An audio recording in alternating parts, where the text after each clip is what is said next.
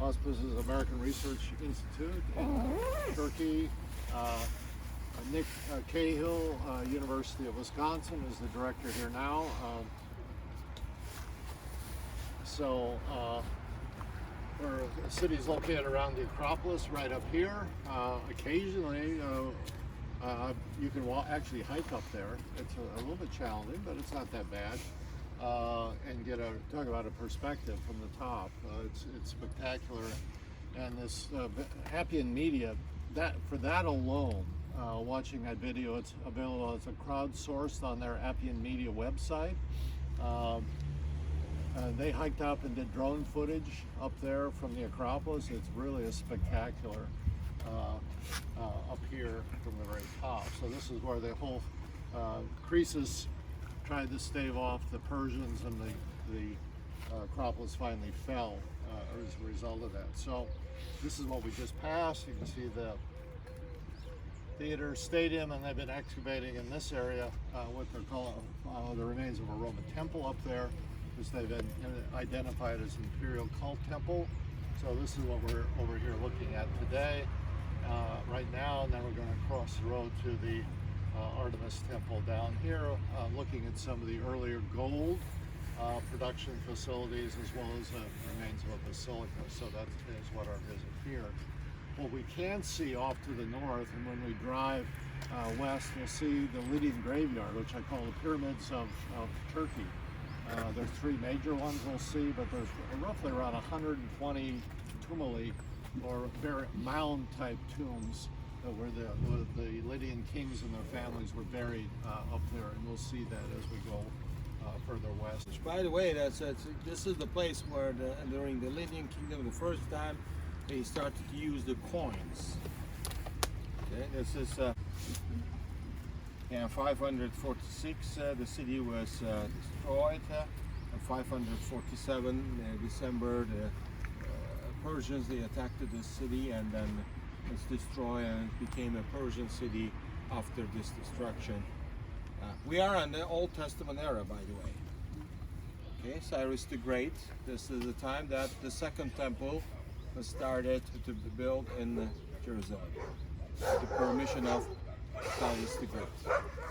Okay, so when I was just in Greece, we were going through a plateau just north of Delphi, and I had not realized this before. We had gone through the village where Plutarch was from, and then nearby was another ancient city called Lebedia, and we stopped there, and there was another Apollo oracle in a cave there, and as we read through the material related to it, Croesus stopped at that cave too, which I didn't know that, coming all the way to Greece, trying to get direction. What is he supposed to do with the Persians?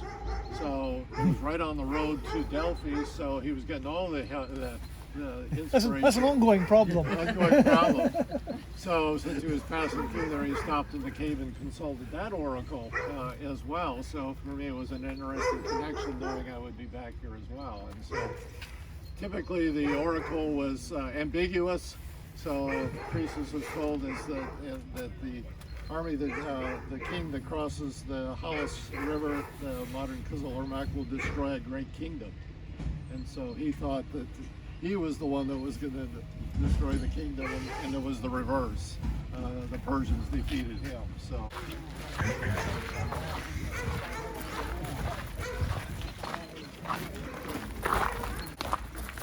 This is in Sardis.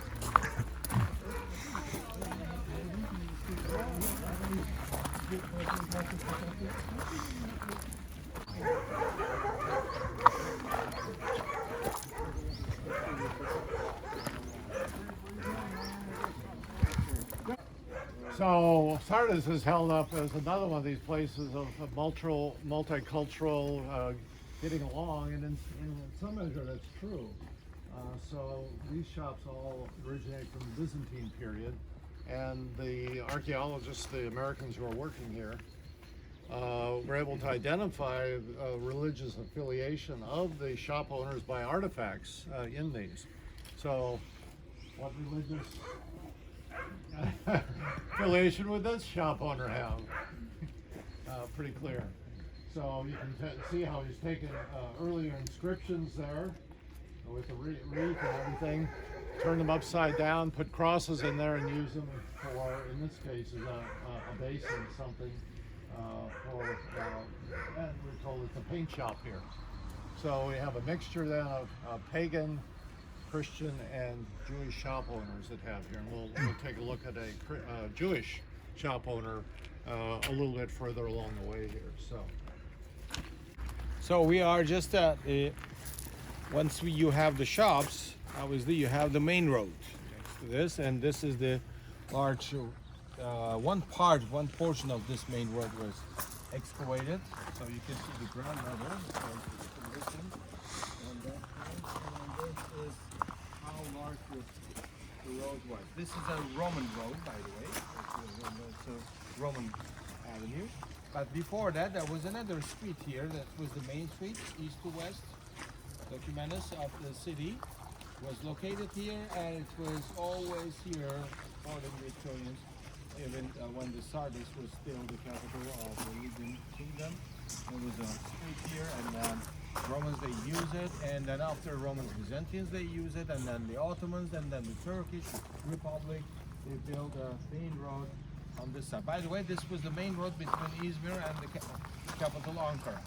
When I was a child, we were coming from Ankara from this road, and my father was stopping here to see the reconstruction of those, what we are saying in 1970. I remember well, we have some black and white pictures from the period. And he was following this as an architect. He was interested in this kind of structures, antiquities. So there were some pictures. So this was the part which is excavated by the gate here is about 3 times bigger than the Church of Artemis in the.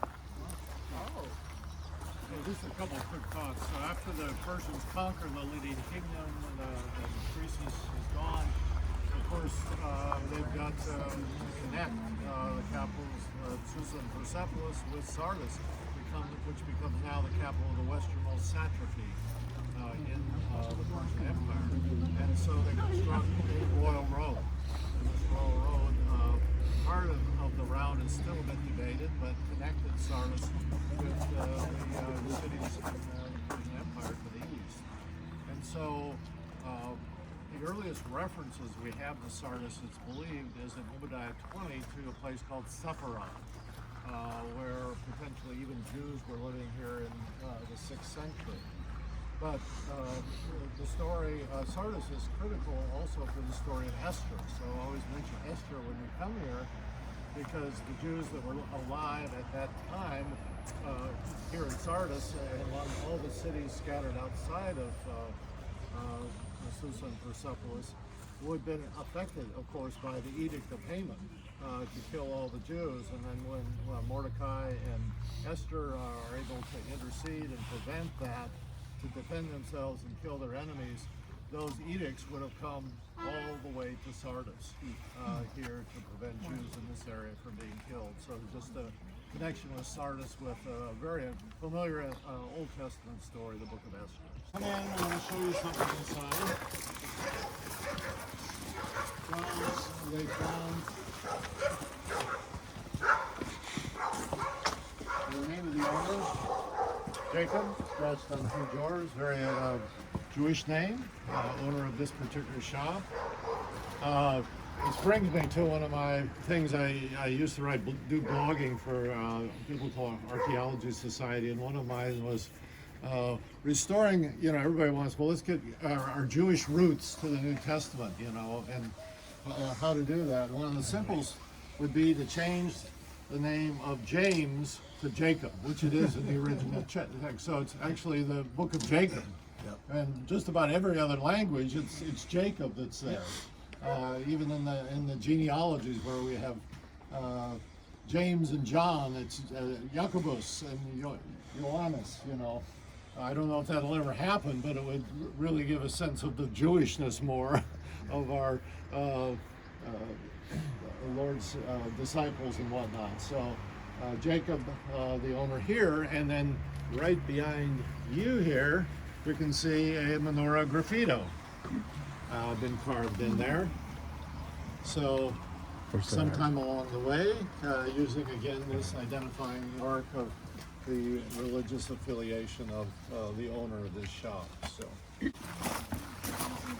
Jacob, Judah, Miriam. Jacob, Judah, Miriam. What? Yeah, all those are names in the New Testament that the Westernized. Oh, okay. Jude, Yeah. Mary, Yeah. Oh, James. I didn't know about James and Jacob though. Yeah. Think of Jacob in the New Testament names if you don't, because it never shows up, right? Other than that. All that have to do to Europeans Westernizing, trying to separate from Jewishness. Lots of interesting things. Now, if this is a Turkish excavation, they would reconstruct that. I doubt if the Americans will do that. Jewish communities living in Asia Minor, probably ahead outside of Israel, biggest concentration of Jews living here in the first century. So, a population of 4 million. And again, most of those are going to be living out of Palestine, out of Israel.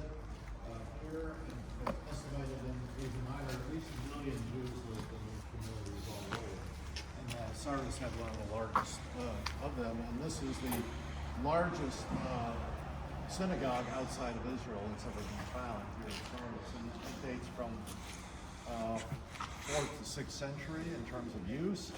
The structure itself is the third stage. It was built as a sort of a basilica on the south side. We're in downtown, so this is location, location, location. So it shows the influence of the Jews in the city. The synagogues in Turkey, there's only one that actually has its niche facing Jerusalem. Unlike the Muslims, when they took over these structures and moved the mihrab away from the east in churches, the Jews never did that. So we're aligned on a Hippodamian grid plan here, east to west, and as you'll see where they put their niches for the Torah scrolls, they never did change them to do it, so they've left them. Pre-Ene synagogue, this synagogue, they're all just east-west. So outside of Israel, all these communities spoke Greek. Their Bible was the Septuagint. They could barely speak any Hebrew. Of all the inscriptions they found here, only a couple of them had Hebrew letters for shalom. Is about the extent of the Hebrew that they knew. A dedication by someone by the name of Lada, who made this inside the atrium area. They just covered, and 2 of them mentioned the word theosebes, the word God-fear.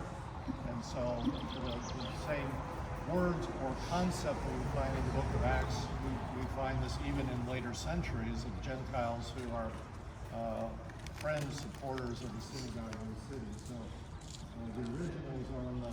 So on the floor here you can see pieces of one of the menorahs. Nice menorah that was found here. 1960s excavation. And you'll see that everything here is aniconic. I mean, they just have geometric patterns. And there'll be a few animal reliefs.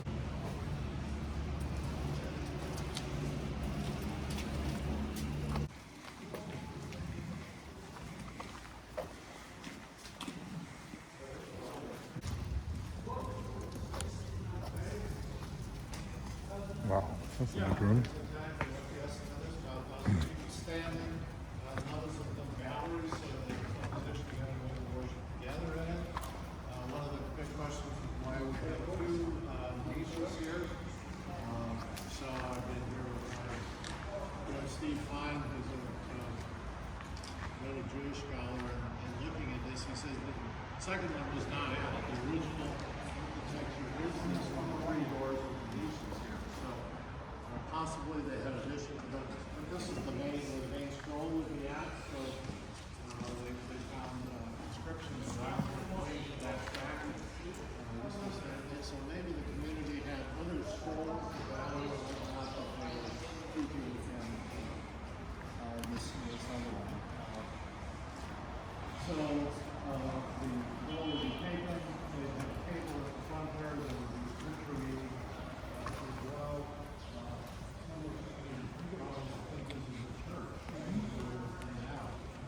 Except for all the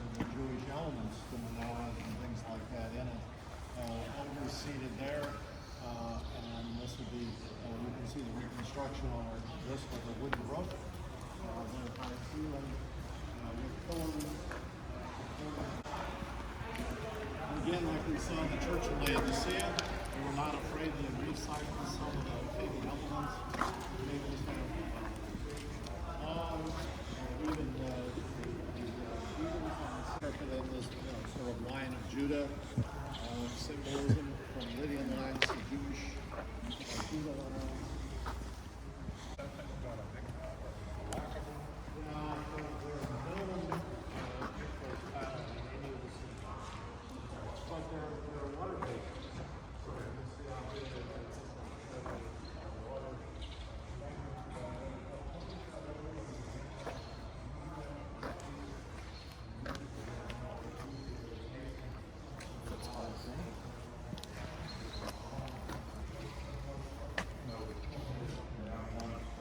Something to stand on. What would they do there? Are they gonna have a menorah out there? Scroll. Yeah, I mean, they probably have to stand on something. They lay out the scroll and read it. Oh, laid it out right there. Okay. It's interesting that they repurposed the pagan stuff. Yeah. I mean, it made a nice stand. Is probably what they worked from, just being practical. Right? This is where the elders sat.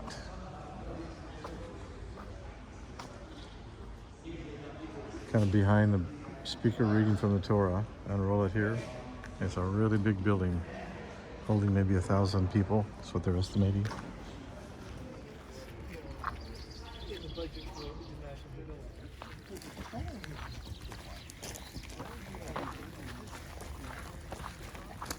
So outside the synagogue, there's the gymnasium right next to it. Synagogue, gymnasium. Temple keeper city, which means a temple dedicated to the emperor, located in this city. The statues and the sarcophagi. Again, we see the same thing here. This time, they don't paint all the columns, but what they paint mostly the inscriptions. The inscriptions were all painted. By making this, we are able to see from the distance all those inscriptions, which was repainted by the archaeologists when they re-erected this part. And the inscription that can translate all of them, but on the corner and the west, the upside, you can see the birds. Vegetarians, they don't have the same form, same shape all the time. We saw a fancy one, which was mostly like a passageway, a small. These are the baths. Small one in Berge. Okay, this one you can see kind of cool. I mean, temple, and the first time the temple was built in the Hellenistic area, and the Greek era, we could say. Before that, there was a cult of Artemis, which was worshipped. When the Persians they attacked this area, there was also another sacred place, and from this sacred place, probably this altar area, which is in front where you see those steps, was still here in this place. And later on, the Greek era, they built the Hellenistic era, they built the temple on this plan. If you follow from the plan, you can see this is the altar, and this is the entrance of the temple. And then the first temple was located here, surrounded by those walls. And the inside of the temple, there was Sardis, Ephesus, Solid marble steps they're all west facing, which is unusual. leading up to the altar. Potentially to where her traditional birthplaces in Ortygia outside of Ephesus. Right. These are original right here. Technology they used to do this is amazing.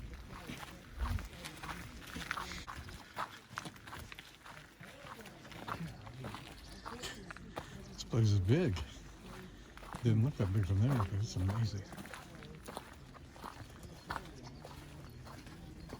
The temple at Ephesus bigger than this?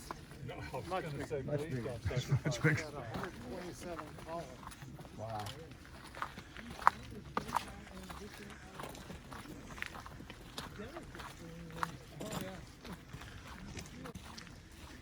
Get some perspective on the diameter of this column. See, look at that. What do you think? At least 6 feet in diameter, huh? Yeah.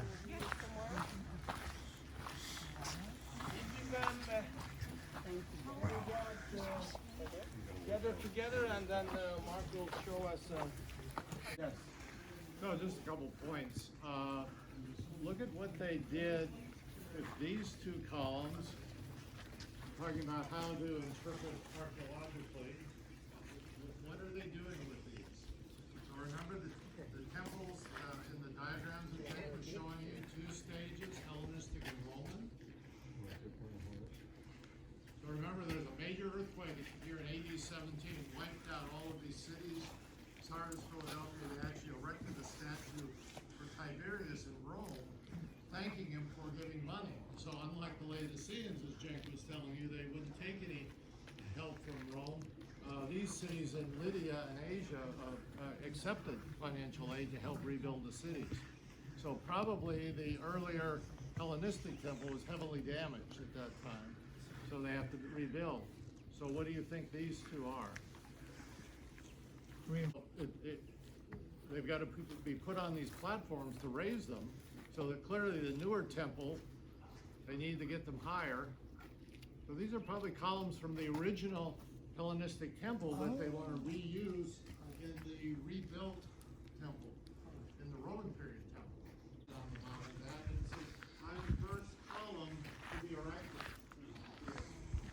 So remember the promise to Philadelphia says, I will write on you as a column the name of my God, the name of the city of my God. So we have this phenomenon of people writing things on columns.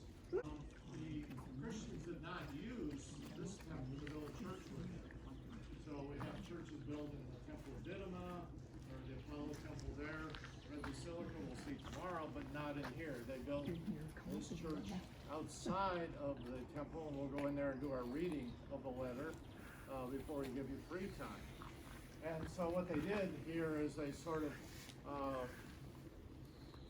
sanctified it by carving crosses here on the temple. And we have 2 Greek words written here, phos and zoe, light and life, written here in Greek as part of this. So crosses, cross graffiti here on the inside, on both sides of the temple here. So anyway.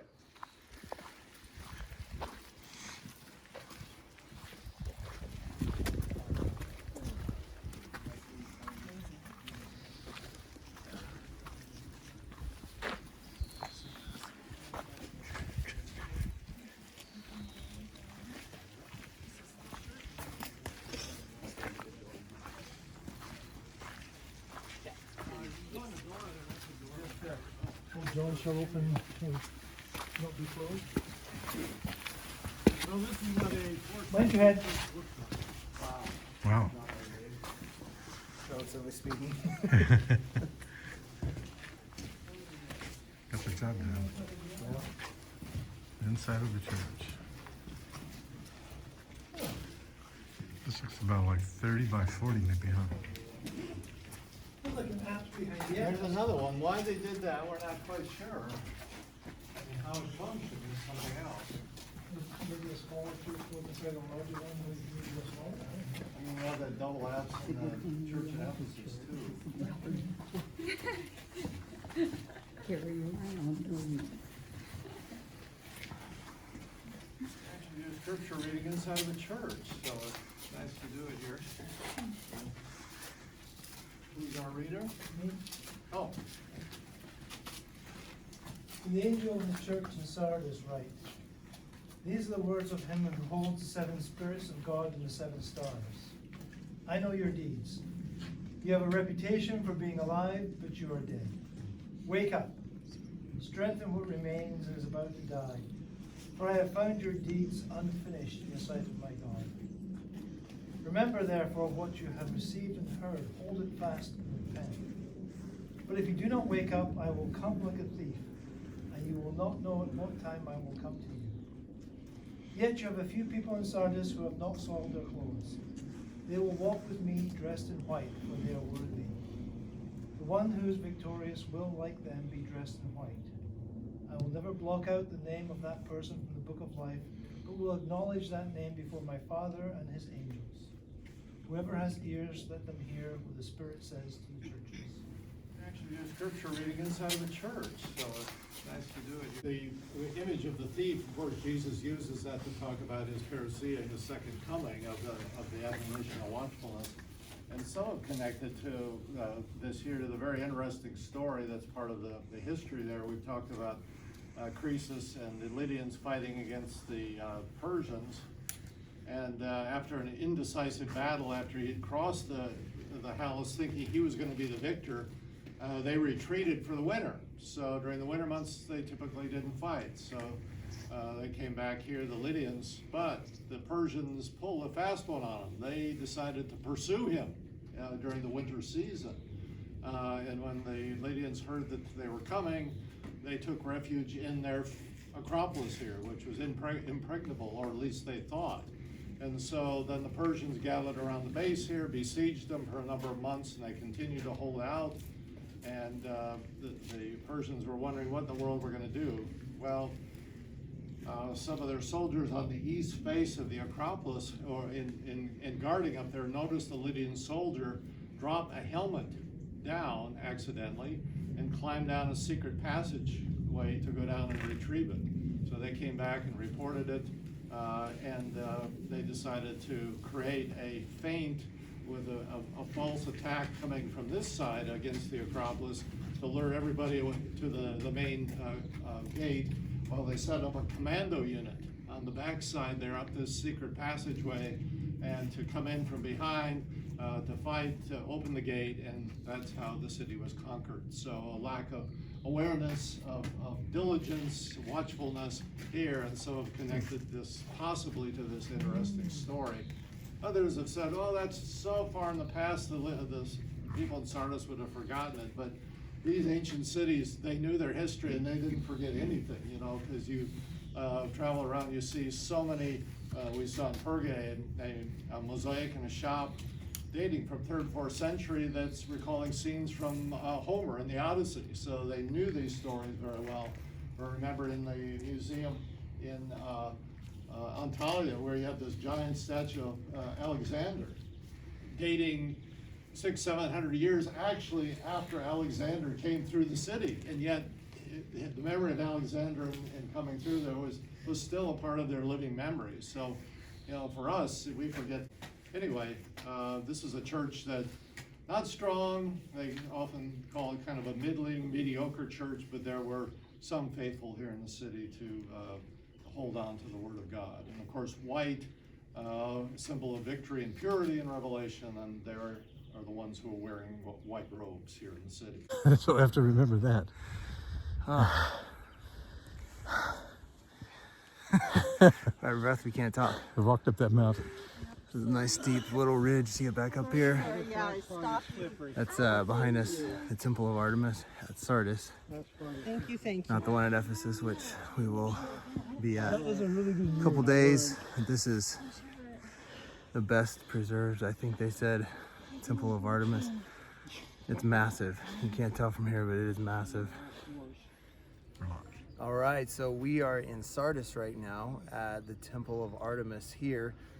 Neither one of us knew that there's a Temple of Artemis here, but it is pretty massive. It's not as big as the one in Ephesus that you read about in Acts chapter 19, but it is massive. We were down there with the columns, and the whole temple was made out of marble, and those columns are original.